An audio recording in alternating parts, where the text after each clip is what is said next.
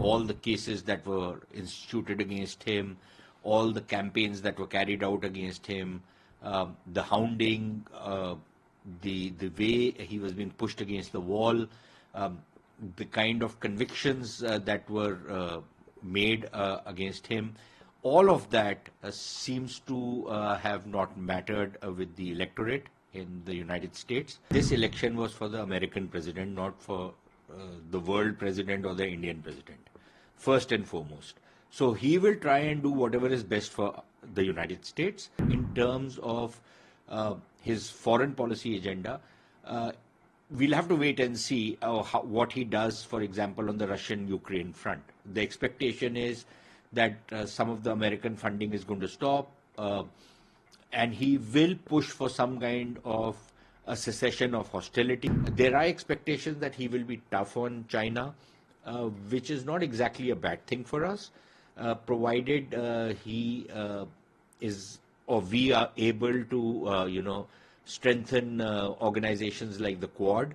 And that gives India some room for maneuver between the United States and China. Coming out is that he has passed the halfway mark, so he is in pole position to win the election.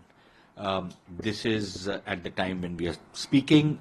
It almost seems that he has won the election. So that much is clear. It's not just about leads anymore. Forex News has also projected that Donald Trump wins the presidency election 2024. It's not just Fox News. I think all the other channels are also calling it. Some of them have not gone past the halfway mark as yet, but I think the trends suggest that the path for Kamala Harris presidency is becoming increasingly narrow, and it's almost getting blocked. And it looks like Donald Trump will become president for the second time, which is a remarkable comeback, given that all the cases that were instituted against him, all the campaigns that were carried out against him, the hounding, the way he was being pushed against the wall, the kind of convictions that were made against him.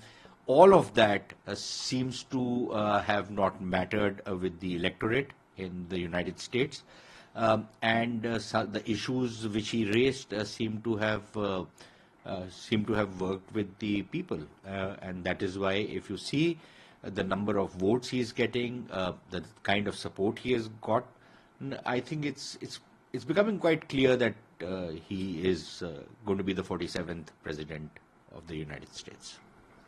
If we talk about how is Trump, as the trend shows that he is going to win, will be very beneficial for India and South Africa perspective?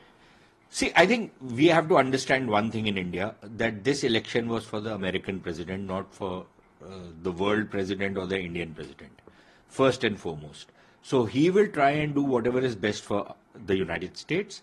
There will be some things in which I think India will benefit, and there will be other things in which I think there will be challenges for India. So, for example, Trump is not going to be an interventionist president. He is not, unlike the Democrats who tend to interfere in different countries, indulge in regime change. We've seen that in Bangladesh, for example. They want to dictate what happens in different countries. He is not going to probably go down that road, which is a good thing, so countries can manage their own affairs. Secondly, I think in terms of his foreign policy agenda, we'll have to wait and see what he does, for example, on the Russian-Ukraine front. The expectation is that some of the American funding is going to stop, and he will push for some kind of a cessation of hostilities. I don't think we are going to go in for, or there is any possibility of any kind of a reconciliation between Russia and Ukraine, but maybe we will see the fighting stop. That is a hope. But on the other hand, in the Middle East, we could see Trump actually double down behind Israel, and we could see hostilities or tensions in the Middle East become even more severe than what they already are. Because he has taken a very tough line against Iran. So it'll be a kind of a mixed bag as far as foreign policy is concerned. There are expectations that he will be tough on China, which is not exactly a bad thing for us, provided he is or we are able to, strengthen organizations like the Quad.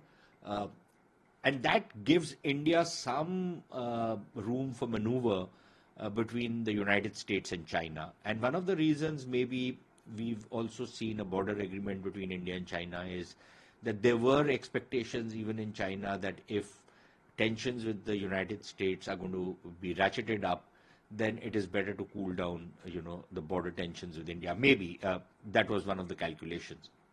So that's on the foreign policy front.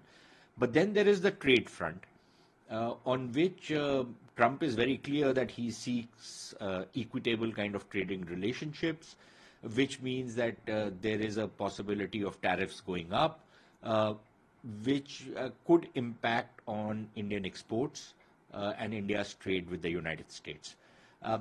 But look, the other way of looking at it is that he's going to be very transactional, which means that it also gives India some room for negotiations, that in some things, if we are conceding, in other things, we will gain something. So I think on balance, that's not necessarily going to be a very bad thing for us. And that is something we should be ready for. Third, I think if Trump is going to be a very transactional president, I don't see much of a problem in it, because ultimately all international relations are transactional. So I don't foresee much of a problem on that count. So we'll have to wait and see how ultimately things work out. But I think one positive which could emerge, we'll have to wait and see, is that many of Trump's big backers have been quite well disposed towards India. There is Tulsi Gabbard, there is Vivek Ramaswamy, a number of others who have backed him. He also seems to have a chemistry with Prime Minister Modi. That does not mean that we get free lunches from the United States, but yes, there is that chemistry which is already existing. So I think, there are a whole lot of positives if Trump becomes the president. I see that despite of having good relationship with US and Mr. Trump also, we can see that there's a Khalistani supporters network, and Trump has also said that he will work against these people. So how do you see if he wins the election, it will be beneficial for us? So I think this will be a factor. This will be an issue that will continue to crop up between India and the United States. Maybe we will see, the way the Americans were trying to turn some of the screws on us on this whole issue. Maybe we will see, some kind of a backtracking on that. There is a good possibility that he will tighten the screws, for example, on Canada. And there is a lot of trepidation in the Canadian government right now on what happens if Trump wins. So, for example, you have people like Trudeau and that entire Khalistani mafia which is ruling in Canada, having serious concerns in the event of a Trump presidency, which is something that could work in our favor. But I think even more than the Khalistani issue, something which we can negotiate with the Americans, especially the kind of death threats, the threats to bomb aircraft, which people like Pannu and others have been making, the kind of violence, the transnational criminal syndicates that are being run both within the United States and Canada. Maybe we will see some progress on that particular issue. We could also see some progress in the case of Bangladesh, where a favorite plant of the Democratic Party, Muhammad Yunus, the so-called Nobel laureate, who's seen to be a lackey of the American deep state, Maybe we will see some progress out there as well, because India had a very strong position that bringing people like him in will cause a lot of problems and instability in the region. So we'll have to wait and see. Once his cabinet is announced, once the cabinet is announced, once we see who are the people manning the various positions in the American system, and then once the negotiations start, we'll have to see how that ball rolls. But again, like I said, there are positives that we can look forward to. There will also be some headwinds that we should not ignore, and that we will have to stand up against.